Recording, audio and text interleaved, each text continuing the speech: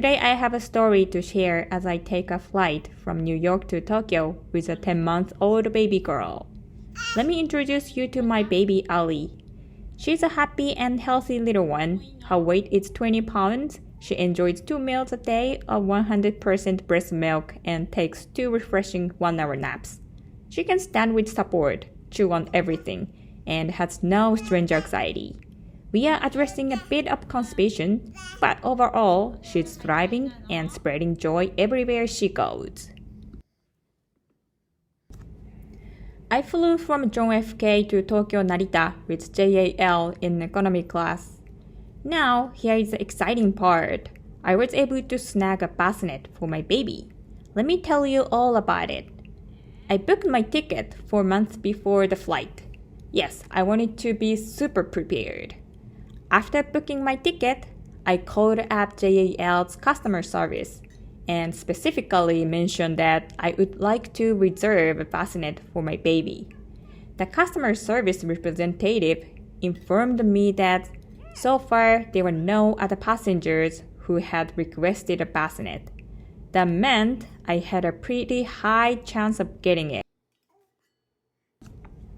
Now, here's the interesting part. If I was lucky enough to secure the bassinet, I would see a change in my JAL account. The seat would be moved to the front, closer to where the bassinets are located. Days went by, and I checked my JAL account. And I saw it. My seat was moved to the front section. However, there was a small chance that if someone with a higher priority, like a passenger with a disability, needed the seat, I might not be able to get the bassinet after all. Fingers crossed. Now, it's important to note that the weight limit for babies to use the bassinet on JAL is under 10.5 kilograms, which is almost 23 pounds. This can vary depending on the airline, so always check with them beforehand. These are the items I packed into one big backpack, which I took with me as my carry-on baggage on the airplane. It was a bit on the heavier side, but thankfully, it still fell within the 10 kilogram limit for free carry-on baggage. On the morning of the flight, I squeezed an additional water bottle and some extra baby food. About 95% of what I packed in that backpack was for my baby.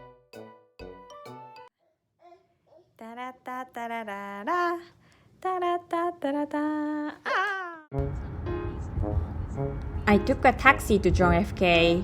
I had a big backpack strapped to my back, and with my left hand, I was pushing the stroller while carrying a big suitcase in my right hand.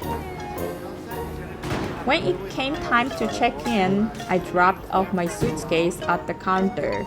You can still use your stroller until it's time to board. Excited? Someone suggested that I use an umbrella stroller, which is super lightweight, but the catch is that it requires both hands to push. Also, I wanted to use a car seat in Japan. I decided to stick with my stroller instead. In some airports, like Haneda, they actually rent you a simple stroller after you have checked in your own.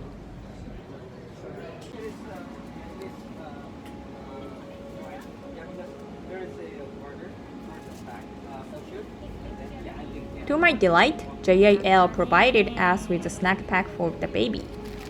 It included goodies like a banana, maple pancake, muffin, chocolate pudding, and a water bottle.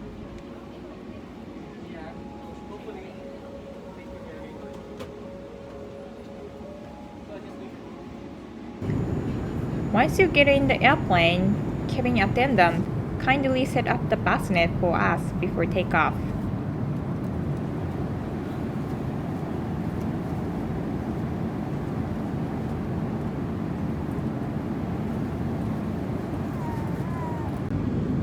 You have to hold baby on your lap when seatbelt signs on.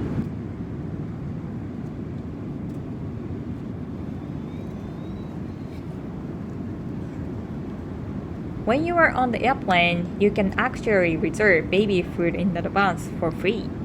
They will provide you with pureed baby food options, and you get to decide when your baby needs it. When you are traveling with a little one, you can carry more liquid than the usual restrictions allow. During my flight, I packed 2 water bottles and some baby food, like banana and fruit sauce pouches even.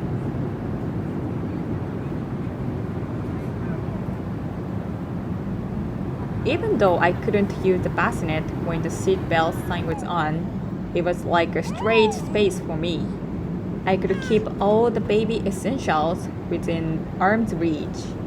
It made traveling with a baby feel less chaotic and more organized.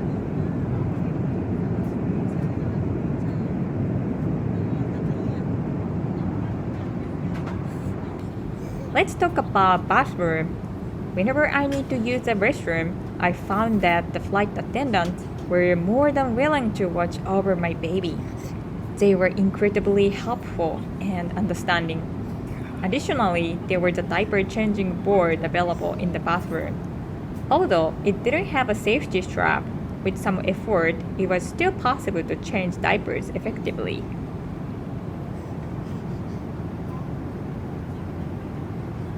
During winter flights, the inside of the airplane can get chilly at times.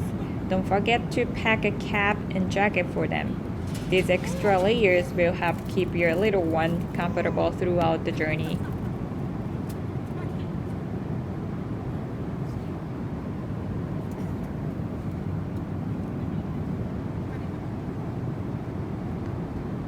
When it comes to breastfeeding on an airplane, using some blankets to provide some privacy and pillows to support both you and the baby. I forgot to tell you though, to prevent my baby from experiencing earaches during takeoff and landing, I made sure to breastfeed her.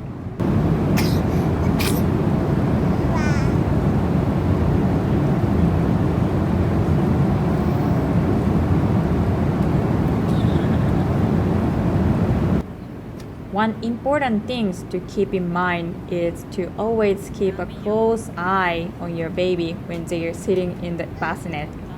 Although it might not be the intended way to use it, my baby sometimes sat instead of lying down in the bassinet. During one instance, when the airplane suddenly moved, she almost fell down even though I was supporting her.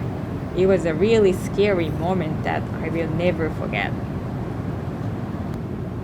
Another thing worth mentioning is that I was holding and soothing my baby near the emergency door when she became fussy. However, a cabin attendant kindly informed me that it's strictly prohibited to be near the emergency door with a baby for safety reasons.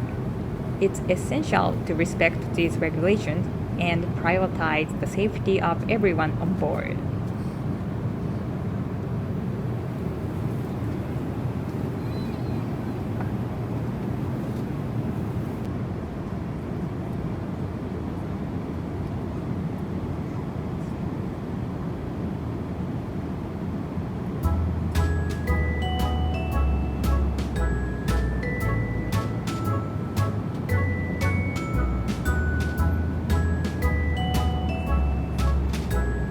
In the end, the flight was better than I expected.